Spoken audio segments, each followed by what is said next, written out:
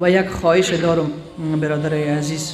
او خواهش همی است که ما شما میبینیم که در آستانه زمستان روزهای بسیار سرد، چه بهتر است که ما نه تنها خود ما گرم باشیم بلکه کل مسلمان ها گرم باشن، نه تنها فرزندان ما گرم باشن، باید یتیمان هم گرم باشن، زنان ما گرم باشن، بیوه زنان هم باید گرم باشن. پس عزیزان دل، کدام کس ما نیست که در خانه یک لباس اضافگی نداره؟ کدام فرد در میان ما نیست که یک جمپر اضافگی نداره؟ یک بوت کونه اضافگی نداره؟ داریم یا نداریم؟ خیلی ما داریم. چی می شود که این را به برادر مسلمانت، به فرزند برادر مسلمانت، از همسرت را گرفته به همسر برادر مسلمانت تقدیم بکنی؟ پس امروز اگر ما شکم ما سیر است، ما را به دیگران چه غرض؟ خو این ایمان نشد. شکم ما سیر است، ما را به دیگران چه غرض؟ جان ما گرم است، ما را به دیگران چه غرض؟ این نشد. بشر حافی رحمت الله علیه در زمستانی که بسیار هوا سرد بود، دیدن که لباس خود را کشیده زیر پای خود گذاشته است، جان برهنه در جای سرد استاده است. پرسان کردن ای بزرگوار، ای بشر، این چه کار است که تو کردی؟ گفت من که توانایی کمک به مسلمان ها ندارم، اما فقط خود را همرنگ اونها می سازم تا درد اونها را من هم احساس کنم، تا درد اونها را من هم احساس کنم. تو فکر میکنی چقدر خانه هاست که فعلا نه صندلی دارن نه بخاری دارن؟ اگه تو خبر نداری من زیاد خبرم و شما هم خبر هستید.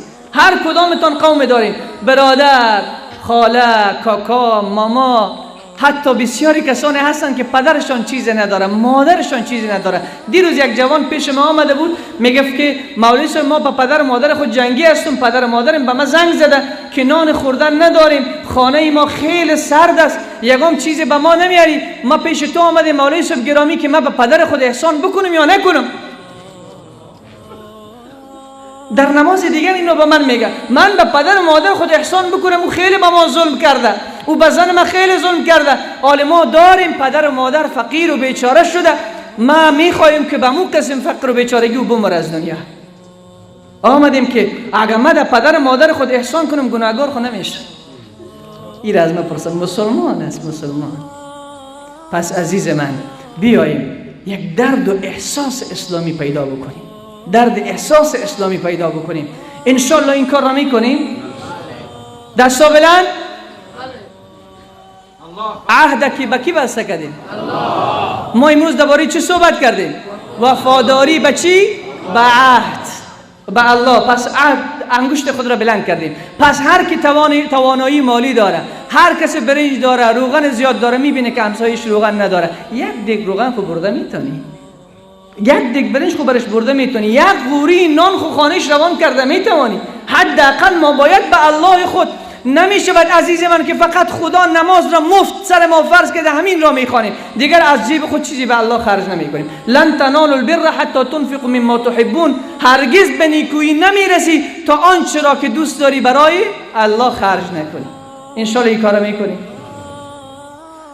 هفته بعد اگر حیات باقی بود، زنده بودیم، انشالله یک صندوق اینجا میسازیم و ما خیلی فقیرا و کسایی که محتاج بودن لیست گرفتیم، یک تیم داریم اینجا، تیم داریم. انشالله شما هم بیایین در روز صندوق اعانه کمک خود را بگذاریم که ما بتانیم یک چند خانه ای را نجات بدیم. یک کسی رفته بود در ساحل، یک قسم ستاره ماهی هاست، وقتی دریا او را جپه میزنه در ساحل میاندازیشه.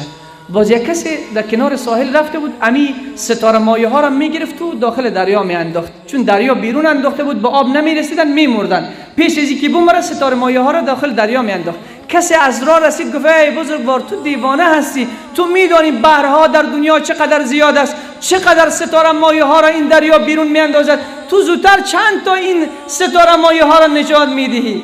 این مرد تبسم کرد، گفت من به اندازه ای که مکلف هستم ستاره ماهی ها را نجات میدهم، همین را الله از من میپذیرد.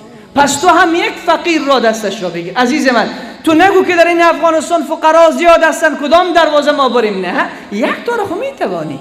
یک مسلمان خو از تو خوشحال میشه.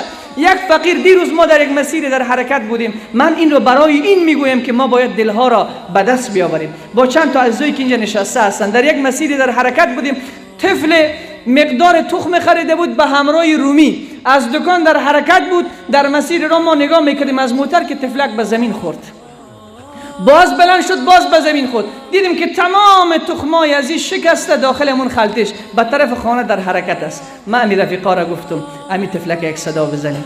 موتر استارت کردن، تفلک صدا زدن. گفتم ما این تخم میخریم چون این دل داره. حضرت عمر بچگکای 5 ساله را پیدا میکرد، 5 درهم برش میداد، میگفت با عمر یک دعا بکن، با عمر یک دعا بکن که الله عمر را ببخش. خود دل داره اینجا تفلک، ولو که پدرش میلیونر است ولی میخوای یک دل به دست بیاوری، این را به دست بیاور. با میلیونر تو کار نداشته باش، دل به دست بیاور. عزیز من، دل، این دل مسلمان که میگوید اشهد ان لا اله الا الله و اشهد ان محمد رسول الله. رفتیم تفلک برش تخم خریدیم، پس در موتر شدیم، پیش دروازش پایینش کردیم. ما عزیزا را گفتیم یک دل به دست آوردیم. پس انشاءالله این کارو میکنیم.